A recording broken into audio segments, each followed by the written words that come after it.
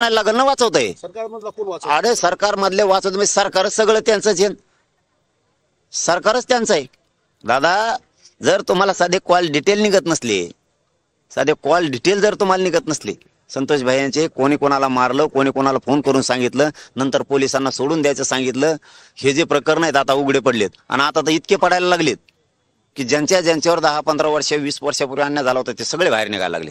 कोणाचा खून झालेला आहे, कोणावर 307 झालेली, कोणावरच्या ॲट्रॉसिट्या दाबलेल्या आहेत तिथल्या, कोणावरती बळच करायला लावलेले आहेत त्यांनी. म्हणजे हे प्रकरण सगळे बाहेर निघाले. कोणावर किती अन्याय झाला, कोणाचे पैसे दाबले, कोणाचे जमिनी दाबल्या, कोणाचे प्लॉट दाबले, हे सगळं बाहेर निघायला लागलं. लोक स्वतःहून आता बाहेर पडला. आणि समाज लोकांनाही सांगतो, तुम्ही कोणत्या जातीचे असाल, जे जे मॅटर झालेत ना त्या जिल्ह्यात बाहेर निघा, सांगा. एसपींना त्यांना येऊन सांगा असे असे झालेले, कसं काय कारवाई होत नाही बघू. आणि त्यांना मुख्यमंत्र्यांना पुन्हा सांगतो, ते आरोपी तातडीने डांबा तुम्ही. त्यांना एकालाही सोडू नका. ज्या ज्या मागण्यात जे त्याच्यात सापडतील, जे पाठीमाग घालतील, कोण आमदार फेमदार मंत्री फंत्री त्याच्यात असेल, सगळे घाला. सुरेश धस सातत्यानं हा मुद्दा रेटून धरतायत, विधिमंडळात असो किंवा बाहेर सातत्यानं ते पाठपुरावा करतायत. कसं पाहतात? तिथं समाजाचा, तिथं राजकारणाचा काय विषय?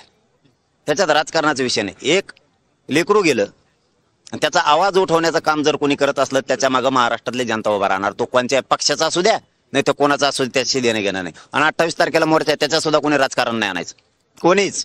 कारण संतोष भैया देशमुखांच्या मुलीनं आव्हान केलंय की माझ्या बापाला न्याय देण्यासाठी सगळेजण 28 तारखेच्या मोर्चात सहभागी व्हा.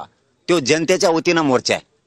बीड जिल्ह्यातल्या सगळ्यांनी त्या मोर्चात सहभागी झालं पाहिजे. मग त्याचं राजकारण नको बघा.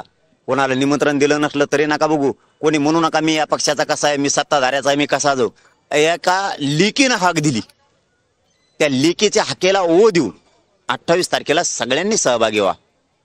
सूर्यवंशी कुटुंबाला जर न्याय मिळाला नाही आणि बीड सारखा जर मोर्चा